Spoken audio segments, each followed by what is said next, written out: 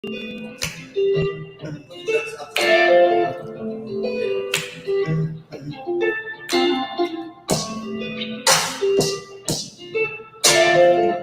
everybody. Welcome to our community spotlight at Hibernian Hall.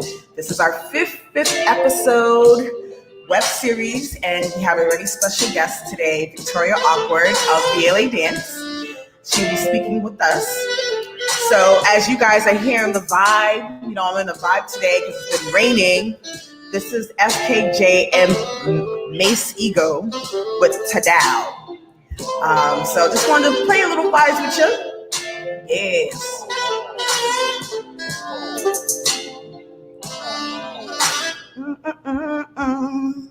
Yeah.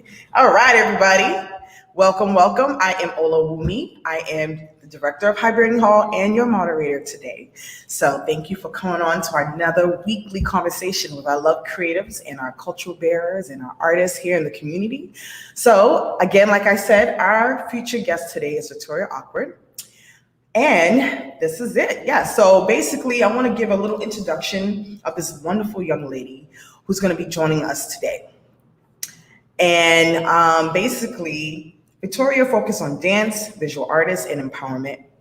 She is the director of VLA Dance and aims to empower artists, students, and audience members of color, enlighten allies through provoking education from Gulcher College.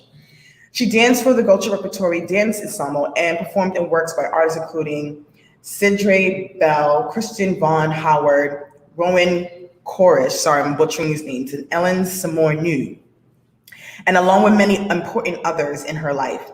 As a professional artist, she has performed with Asani Dances, Attention to the Davis Sisters, and Heather Stewart, and Ruckus Dance. She has worked in marketing for Color Magazine and as an educator through the YMCA and VLA Dance educational residencies. She's currently a Midway Movement Series teacher, dancing, and Jenna Pollock, and a 2019-2020 Boston Institute of Contemporary Art Dance Fellow.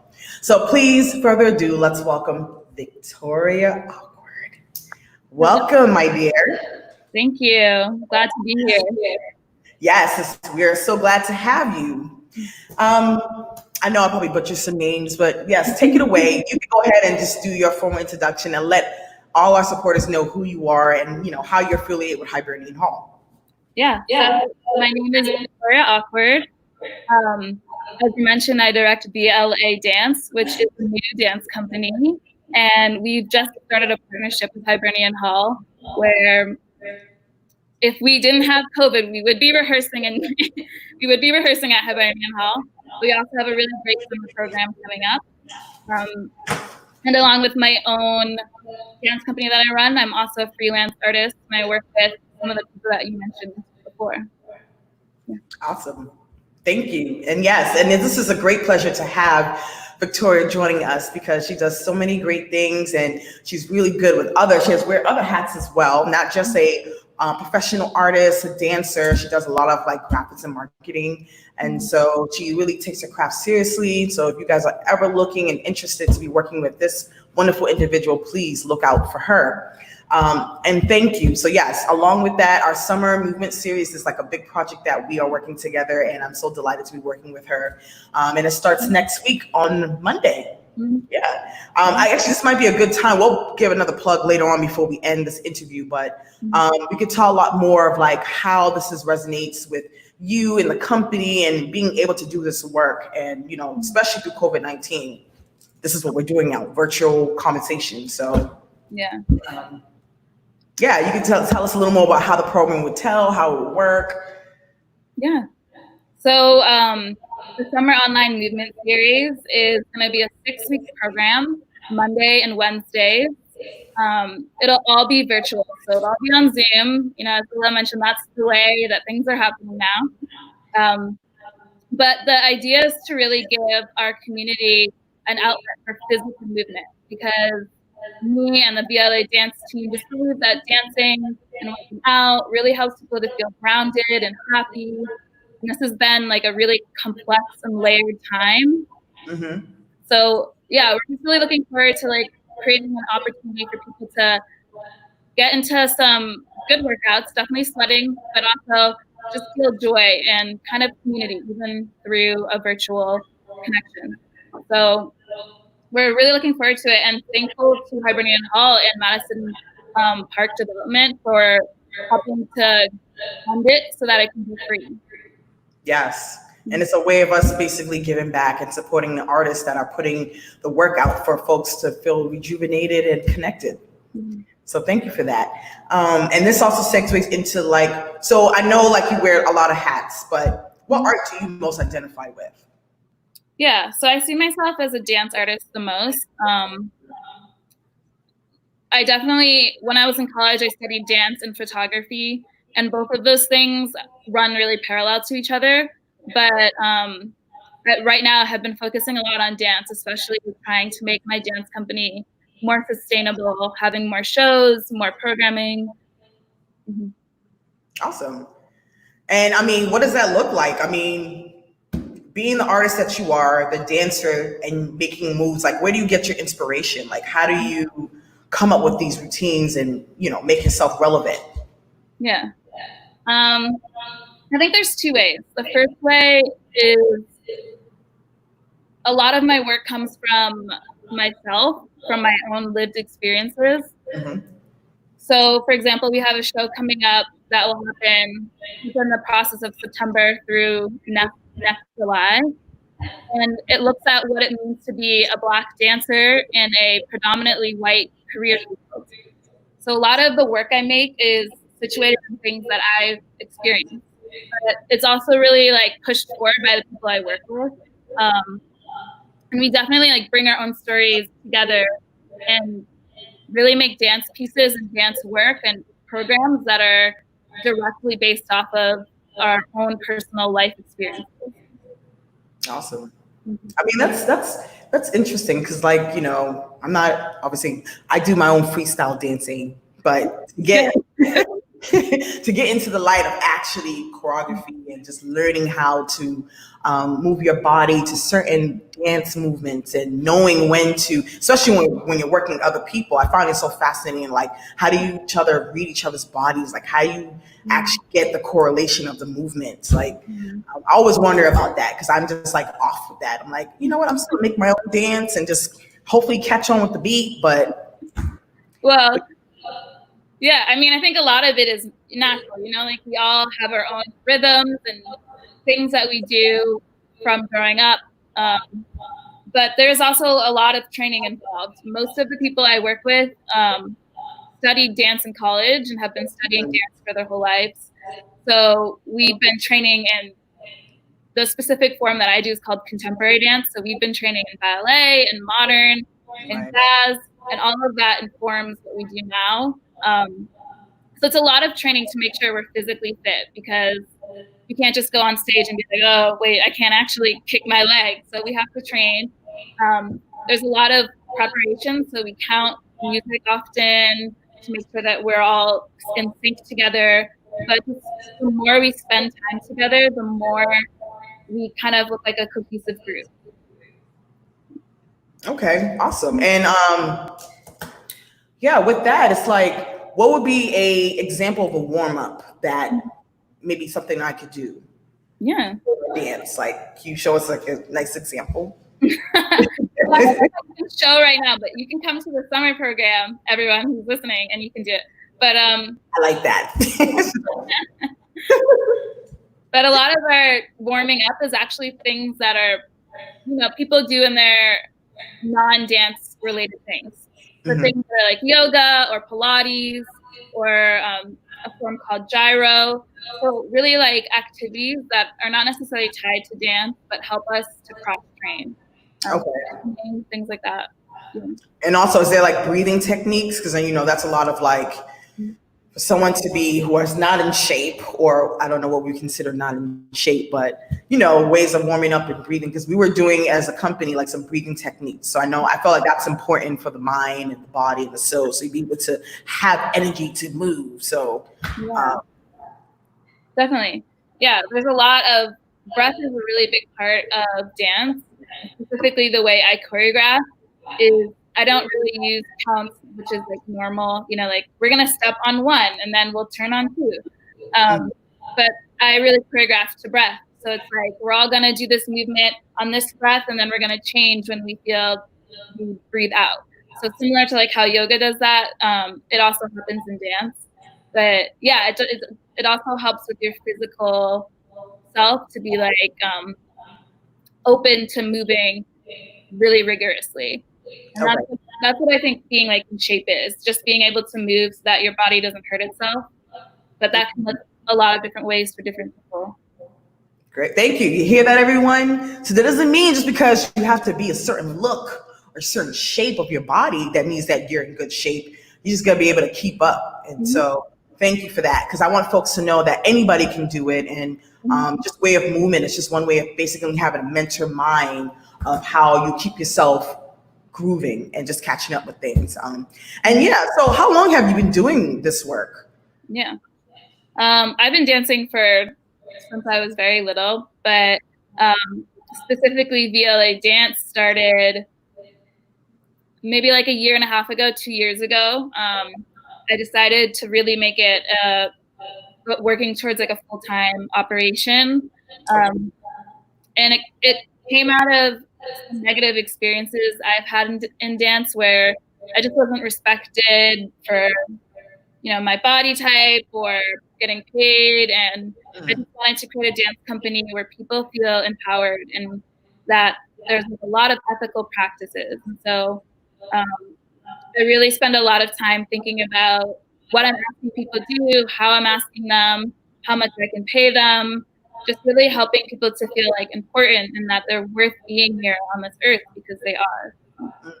Thank you. That's very beautiful that you said that, because knowing that we're going through these different triumphs of movement, especially with the Black Lives Matter, you know, that's still relevant to what we're going through right now, but also just kind of tapping into different layers. It's like there are different components of where we all are affected.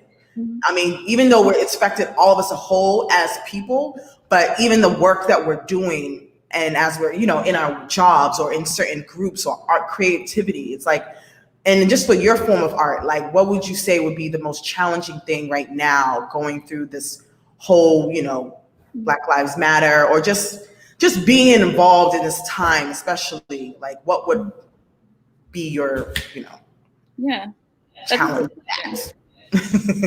Yeah, that's a great question. Dance is really unique as an art because it's performed through someone's body, right? So like when you go to a show, you're looking at someone physically and you're seeing their body. So with that, there's a lot of things that can happen. There are companies who don't really think intentionally about the work they're putting on the stage. So they may put like a Black person in an unsafe role. But that's another reason that I started my own company, so that the Black and brown dancers who do join VLA dance are only going to be in positions and roles that are empowering, and they're only going to feel like agency over their own art and over their own minds. Okay. Yeah, that's something to take away, and that's something to think about in a different perspective. So thank you for sharing that. I mean, even that's something we can go along, like what is something you learned in the last year that you wish you knew when you started your career? Yeah, there's a lot that I've learned. Do share. I think the pandemic specifically has encouraged me to slow down. And I'm definitely someone who likes to drive and like, I want to get stuff done. And like, there's change that needs to be happening and we need to do it like yesterday. So let's go. But, you know, mental health and self-love and all of that is like just as important as making positive change. And I'm really starting to learn to value that just as much as driving and doing big projects and things like that. Okay, thank you for sharing. And then what would be your biggest challenges that you encountered during this pandemic? Well, I think there's the obvious one, since dance is supposed to be like, you know, you're supposed to be in a space with other people. And that's been really hard to lose that element of dance. It's all virtual now.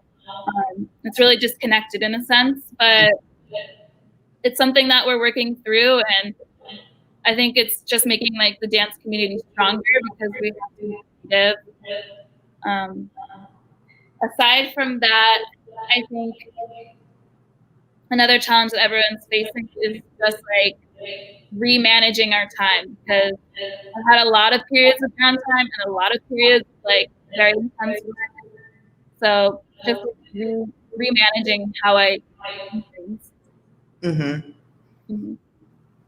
Yeah, and I mean that's the same thing here with Hibernian Hall. I mean, we're a space, we're a venue, we do our own productions as well. Mm-hmm. And right now we're just creating a plan of what that will look like. And I think it's a great way to just kind of wake up and analyze how we're engaging with our patrons and even the folks that are working with us as our partners.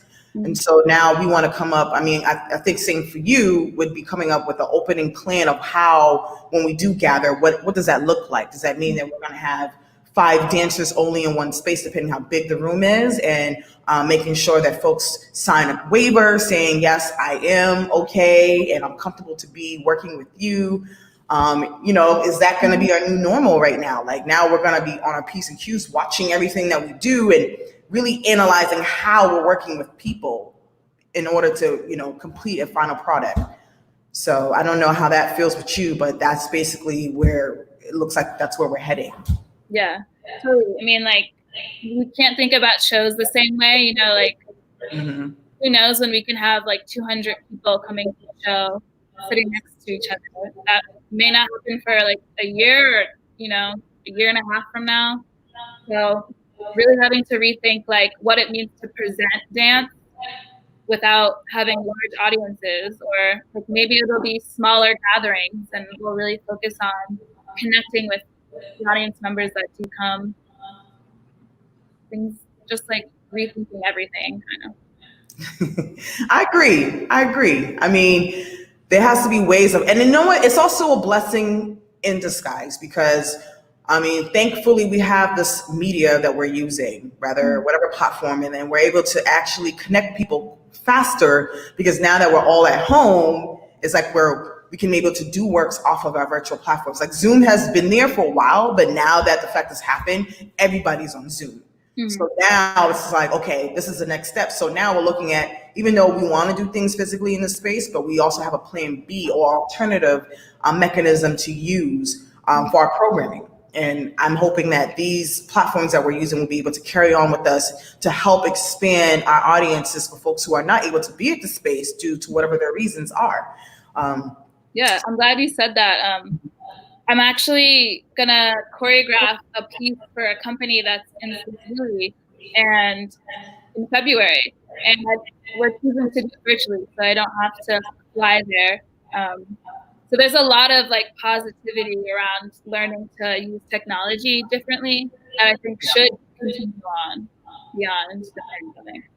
Yeah, because it's given a different look for different organizations or companies to take advantage. Mm-hmm. I mean, even though it was there, I don't think people were thinking like, who wants to do virtual stuff? Now, virtual is a thing now. We don't have a choice. Right. So you can be across the world and still chime in. There's so many like artist battles and special concerts that we can play, but now how does that look with compensation? So like, does that mean because it's virtual, the artists still get paid their full amount of what they want from doing it online? So there's a lot of different conversations with that, but we're doing our best and we're doing the work. As long as we're still moving, I feel like it's a one way of how we can all win, regardless, because we have to move with the trend. Definitely. Yeah. Yeah. So what will be your greatest accomplishment? My greatest accomplishment, I think, so far has been just having a really committed group of dancers who have been supportive and moving forward with making PLA dance like a real thing. And I do pay them for their work, but a lot of times they show up outside of that and volunteer hours to help push forward what we're doing. For example, Mitzi Epley, the costume designer with us, who's also a dancer, started making VLA dance masks and have been selling those, and it's been a fundraiser for us, and she completely has donated her time. And just little things like that really show that like through community a lot can happen, and it's been really rewarding. And I think that's really the reason behind I'd want to even be an artist, is to just connect with people deeply. And then the exciting things happen where we get to like go on tour, you know, have big audiences, but that's like the cherry on top.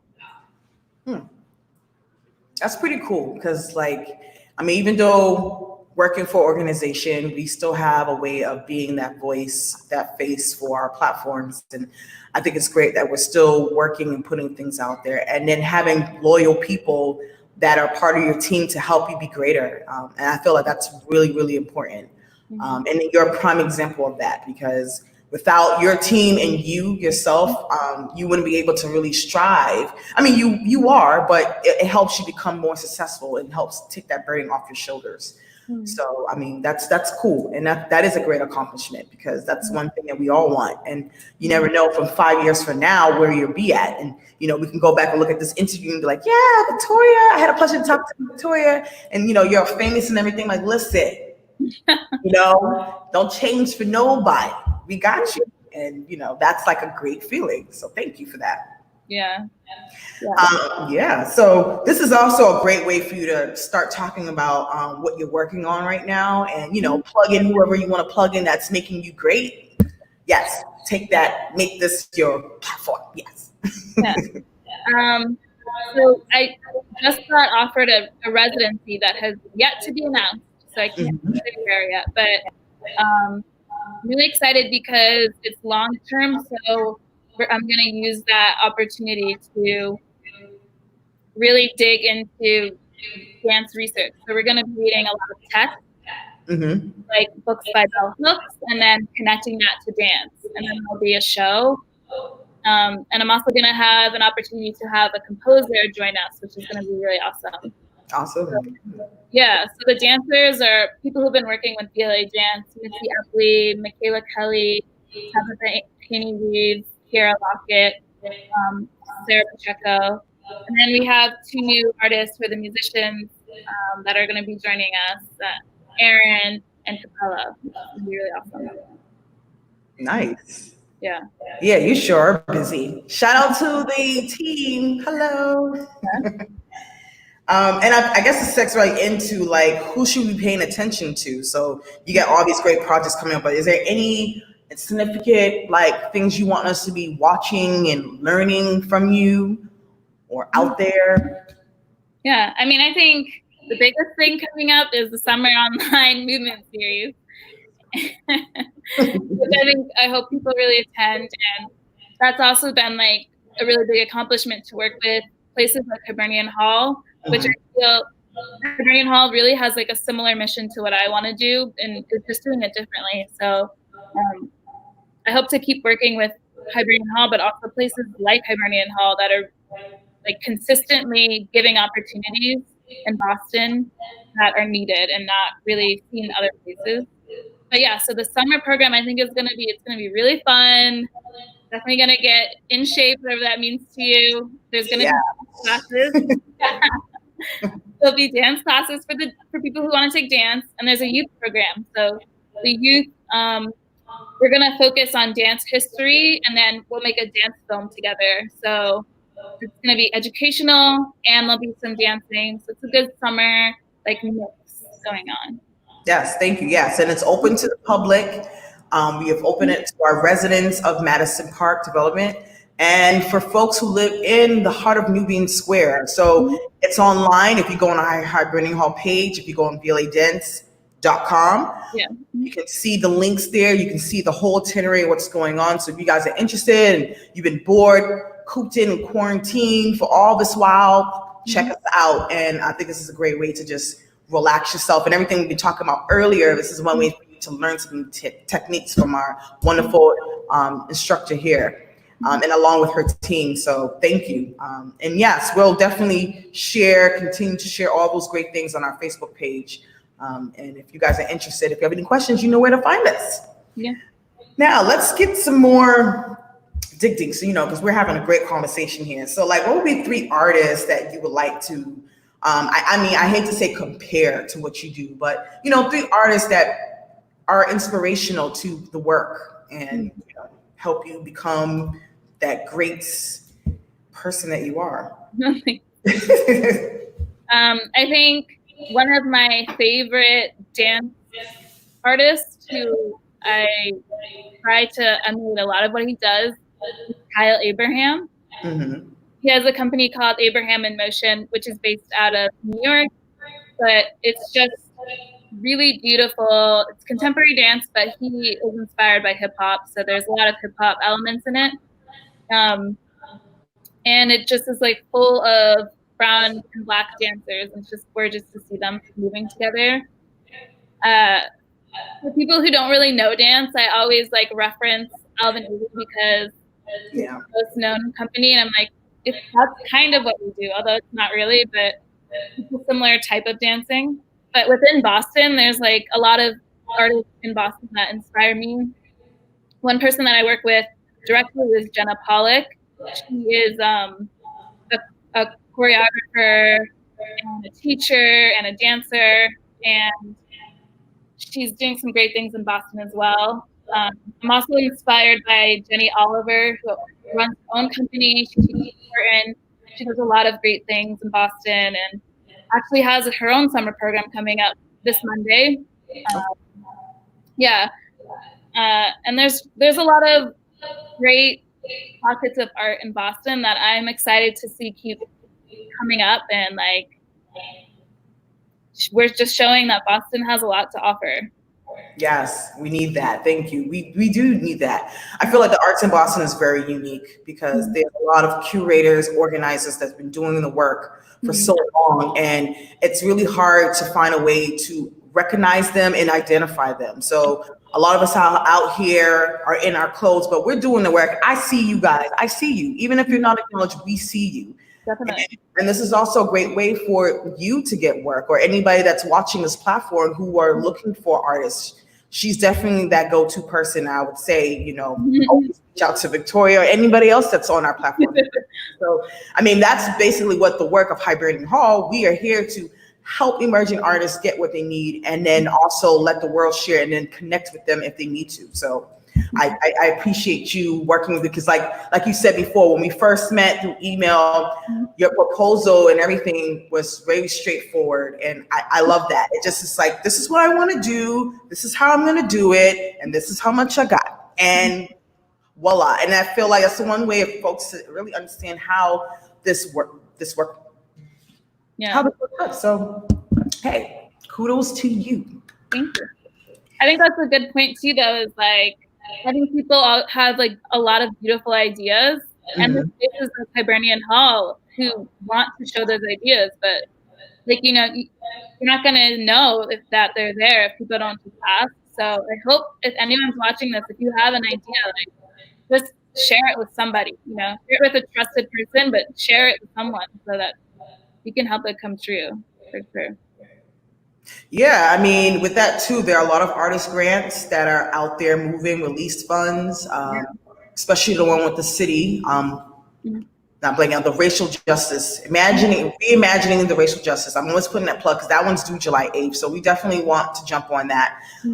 So that's a form of example. Any artist could apply to that and come up with the idea of how they imagine Boston racially, and how we're going to basically end that health pandemic of racism. So we need to just come together and unify ourselves on what ideas that we come, and then keep that as a prominent idea where we can go back and revisit, and maybe it could be a tool where a lot of different organizations can use as a way they can engage with the community. So we're not fighting each other, and we're coming as one love and unifying ourselves with peace. So thank you. What would be one advice that you can give through your experience? I mean, obviously, whatever advice that we give, it's not like, this is what you got to do, but I would love to hear from you, like what advice that you give and what helps you get through what, that makes you great. Thank you. I think I would just re-highlight the point I just made. Something that's really been helpful to me is not being afraid to ask people for help, not being afraid to say, this is my idea, can you help me? Because there are so many other artists in Boston, so many people who are like ready to make the city like more just, a better place to live, create more equity. But you gotta speak up for yourself at some point to say like, this is what I'm bringing to the table and I matter. And then there are people out there that will say, yeah, I see you and let's do this.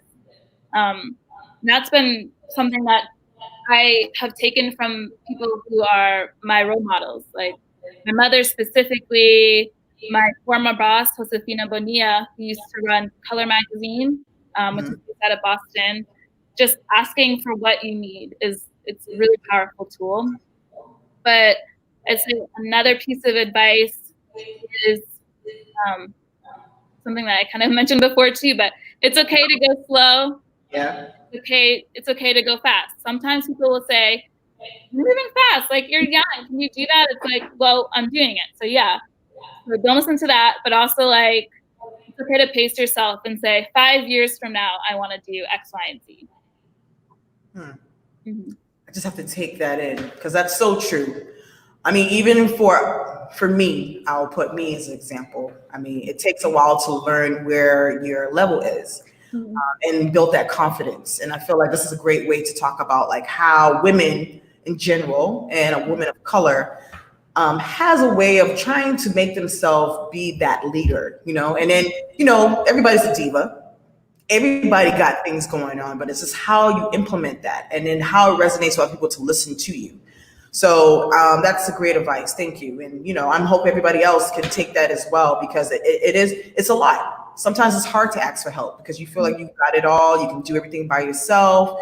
And then sometimes you feel ashamed to ask for it because you feel like you're a failure if you don't, So that is a good way of, looking at in a different light. Yeah. So having a little fun, what would be your superpower? I've asked everybody this. Everybody got some different interesting ways, but yes, what would be your superpower? Let's see. I feel like this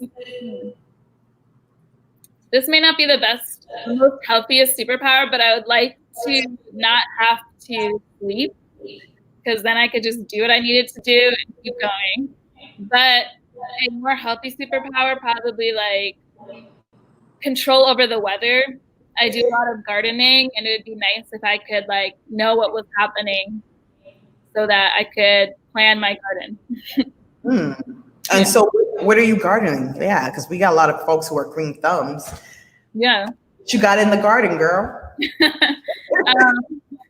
So I have basil, tomato, kale, although this isn't really the season for kale. It's a little too hot, but they're fine. I'm trying to grow lavender and peppermint as well. So yeah, I've started from seeds. So some of them right now are just little seedlings, and they'll be planted in their actual garden beds within the next week. Yeah, I like that. So superpower of forecasting and being able to grow wonderful fruits from the earth. That would be awesome, because then everyone will be healthy, and then we'll be staying away from all these bad foods that are entering our body, and knowing what we're eating and what we're growing to cook some good meals. Yeah. Right. So do you have anything that you would like to ask me? Yeah. Yeah, I'm curious. Sorry, the computer keeps speaking. I'm curious what Hibernian Hall's public plans at least are to keep providing space for artists going forward, during this difficult pandemic time. Yes, that is a very good question. I will say I will answer to the best of my ability. Right now, we are still in planning process for our reopening. We're really just monitoring what the government has proposed along with the state. So I'm not going to say that, Hibernian Hall is going to open today, because we're not.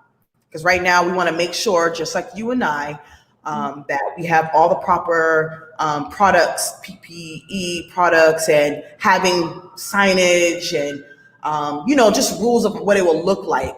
I would hate to say, and I hate that feeling that things won't be back to normal till probably next year. But if folks are tuned into our marketing on our social platforms and our website, definitely there we'll be having all information that we're communicating to everyone about reopenings or what we're doing. I know right now we're just going to look at ways of how we can work with artists to create content. And so right now our performance series that we plan for this year is all virtual. So like you said, the summer movement series, that's one of our virtual programs. We just finished our playwriting lab, and our reception is tomorrow, which will highlight. So we're going to have our premiere on Facebook. So please look into that at around between 7 and 8 o'clock.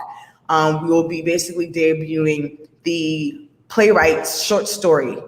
So that's going to be awesome. And I want people to see the work that we've been doing behind the scenes. And then we also have a stage reading coming up with Peter Snow called Seeing Violet. And we'll have our winter nativity production through Mr. Melvin Murphy. Sorry. Yes, he'll be the one instructing that. And so we have a few things planned. And then right now, my job is to make sure we have a great lineup for 2021. Looking at our partners, bringing people back to see what worked and what resonated with folks that were interested. And so we're all ears, and also finding ways to connect with local artists to do some workshops or some storytelling. So we have some ideas. We'll be in a lot of meetings that we're talking. So we're going to work and put all the stuff in the soup and make sure it tastes good, looks good, sounds good, and making sure that you guys are happy and seeing the work that we do. I love that. Yes. So hopefully that answered your question, because the facts is hard, and I don't want to say the wrong thing. So I think that's what we're working on right now. So thank you. And anything else to share with us? I mean, I know that we're so busy working, but what are some ways that help you mentally, gives you that self-care? I think that's important because we're doing so much, but what helps you give you your self-care? Definitely gardening, like I said, has been really great, but also going on walks. I've gone on 10 times more walks than I ever done in my life before during this pandemic. And it's actually been really nice to just appreciate the joy of being alive. Trees are beautiful, birds sound really nice. Right. This is why we work so hard to make a better, communities, because we want people to just be able to take a walk and enjoy life. So slowing down has been nice, actually. The other thing I do for self-care and relaxation is I love movies, and I will watch a whole series of movies, and I've been able to do that now, which is really nice. Right now I'm on the Jurassic Park series, so I'm watching those, which has been fun. Nice. That's true. I know. I'm not a TV person, and plus everything that be on TV has been so negative. So it's really hard to find something that will settle your mind so it doesn't make you all antsy and get your anxiety up. But thank you. That is a great way. And, Netflix has been my go-to, especially with my 2-year-old, finding ways of how we can connect and bond and be able to catch up with some great movies. So that sounds great. I know. And it's been hot lately. Now it's been raining this whole weekend. So that helps cool the temperature. But I'm looking forward to at least nice summer where we can all still figure things out. And kudos to everybody that's been putting out some different events for folks to engage, because I know everyone's sick and tired being in the house. So I don't know what you're seeing in your end, but that's what I'm seeing visually. Music concerts online. It's great to find ways you can just go to while you're in your home. Yeah. So. I mean, I think it's nice to have a balance. It's really great to see people creating events online, like the things that we're doing. It's also great to see organizations and people make plans for the future, because a lot of times, especially artists, you have to make something within 2 weeks. They're all right, tomorrow can you make a hour dance. You're like, sure, I guess. But it's really nice to have like time and just take that time to like research, think, talk, have introspection, and then something like a year or 2 years from now, and like really have it well thought through. Yes, that is the beautiful thing about capturing these beautiful moments, is being able to like go back and reflect and just saying, oh wow, I've been doing this work and now this is where I'm at. And if you're not at the point where you're at, then that means you got to do something. So yeah. I've been doing a lot of writing business plans for VLA Dance, a lot of the creative work that happens when you want to start a company that is hard to do when you're working like a lot of hours a week, or you're distracted by going out or whatever it is that people do when we're not in a pandemic. yes, that is important. I know it's something, and then I don't know, no one judge me, but it feels like, you know, when it does end, it's like, oh, back to reality. And it's like, you know, I knew one day something was going to happen where change had to take course, you know, and I love the fact that, you know, now we're starting to be recognized. We talked a lot about Juneteenth was a very prominent date for our community, and you know, and it's always been there, but no one really talked about it. So now the emphasis of Juneteenth is really being put out there as we created now a holiday.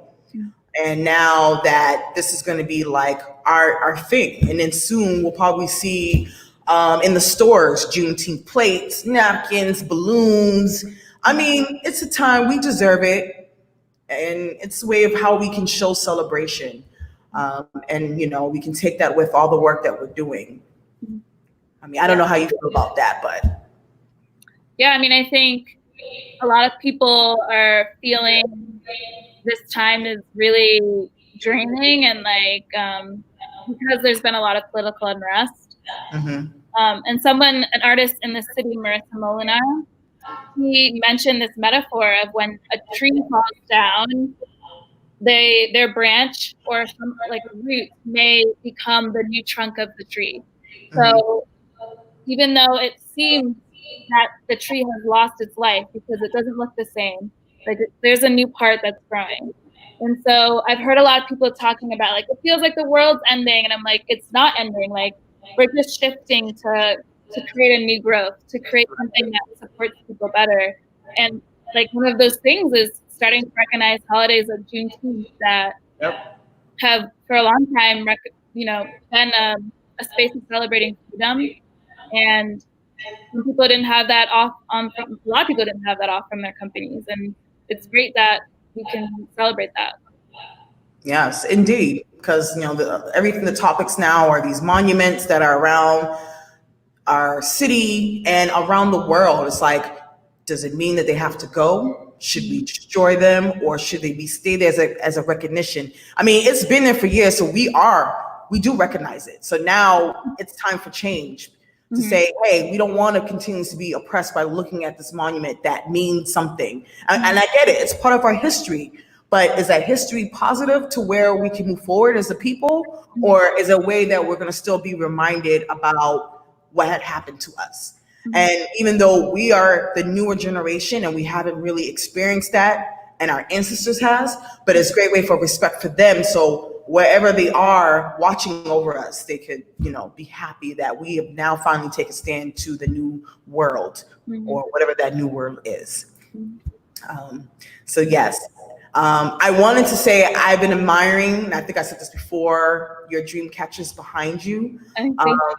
Yes, and I feel like, so a lot of interviews I've been doing and I've been watching, a lot of folks they're either behind like a bookcase. And I mean, I guess that's like the norm now, since we're seeing a lot of like political or big public figures when they're doing the interviews. But yeah, if you could tell us a little bit about your dream catchers behind you, I think that's a great way, you know, maybe there's a story behind it you would like to share with everyone. I think that'd be really cool.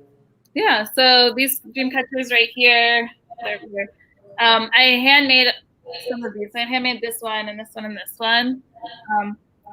I don't do this frequently now, but it was another way of relaxing and just taking some time to not think about difficult things, was just, weaving.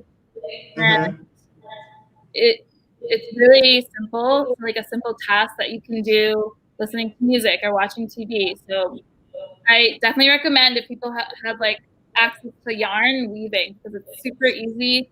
You can make your own looms, is what they're called, from like cardboard, which is what I used to do. Okay. It's actually pretty affordable hobby, and they just look really beautiful. Them up. Thank you. I was gonna ask you that. I was like, is it hard to do? So that's another idea. Ding ding, my light bulb. Ding. Yeah. So. Yeah, I consider them tapestries because there's specific ways to make dream catchers. So I wouldn't call these ones dream catchers, but they're tapestries. Tapestries. Yeah. See, that's another form of art. Yeah. I told you she got many hats. I was like, I know. I mean, and I guess in my day and age of what I've learned, to me, the dream catchers, but I know like dream catchers are supposed to be a way of like, catching dreams, right? But it has like a story to it. So I think I love that you have found the time to create something that's beautiful, and then you can like look back and say, what does this mean, or what happened at that time when you was doing it? So right now we're just basically, I have asked all the questions that and just wondering if you had anything else to share with everybody in the community that want to learn more about you, and folks who are interested of knowing why we do these community spotlights is because the fact that COVID-19 have taken place, and we wanted to find ways to still connect with our partners out there. And I thought this was a great way to share and just get to know folks and see what everybody's doing. So it's not a way to make anybody feel like, oh, I gotta be, but it's just a comfortable conversation with Hibernian Hall and their partners, and learning how artists are relevant in this time and how you guys are still working and doing your thing. So if you have any last minute things you want to share with us on this interview, this would be awesome. A great time to just let people know. There's been a lot of conversations in my dance community about like the weight or importance of dance. And I mean, I think that's unique to the person doing it or watching it, but it's been really empowering to see artists continue to make work, even though it's been a weird time. It's been even more empowering to see dance artists who are shifting and making their artwork like a space for advocacy for things outside of dance, which has always been my mission, is to use art and dance as a way to advocate for more rights within my community outside of dance. But I'm glad to see dancers making shifts or just really going deeper into their missions and continuing to create. And I think it goes to show the we're creative like hustlers, and we will always find ways to make things happen. Life will find a way, art will find a way, kind of thing. Right. Thank you. Yeah. And there you have it, y'all. I mean, if you guys love what we do, love what Victoria is doing, right down below of our ticker banner, basically, if you would love to donate to Hibernian Hall Programming Arts, we do love the support, and we're going to continue doing what we do. And we want to make sure that everybody out there is getting love and, feeling the power of unity. So again, this is Hibernian Hall, our community spotlight. Thank you all for joining us this afternoon. Enjoy yourself. Stay warm and cool, because I know it's been raining, but stay tuned. Our next interview is July 6th.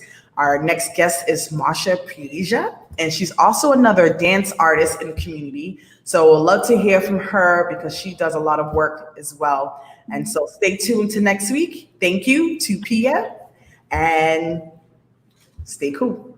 Thank you. Thank you.